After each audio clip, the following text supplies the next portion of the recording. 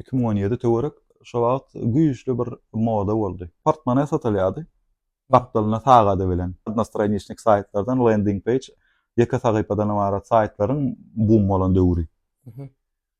1700 rubeldan satylýar, zakupka 600 rubel, sayt ýasaýan. Başta satışa öwrendim, onam özüm elbetde. Şol özi gurma, näme edip bolar diýen, näme edip biznes başlap bolar diýende dropship'e dogry geldim. Şo dropship'de de näli? Taňa taýyn saytlar berýär, özüň reklama gaýnaýdy etmeli. Zakaz gelen wagty pulu taňa gelýär. Postavşik öz tawary ekip berýär, balans berip goýýan, mysal üçin 10-20 tawar üçin pul geçirip goýýan, zakaz gelen wagty postavşigiň öz göni kliente uradýar. Şonu alagat başladym. Mümkinçilik kämal gaty ýok da, ýaňy başladym entek günüň çaramaly. Ýogsa ýaman garaňky görünýändir. Ondan hem garaňkyrak döwürlemez boldy.